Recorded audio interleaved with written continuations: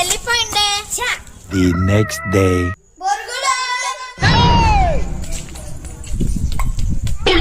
నీ అవ్వ ఇంకోసారి రాని పని చెప్తా. సరే చీపురుతో కొడతా. Few minutes later.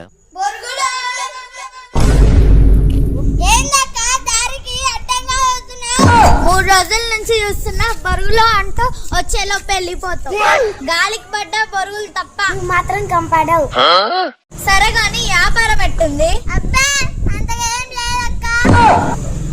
నువ్వు పోయే స్పీడ్ కి సగం బరుగులను గాలికే పోయా.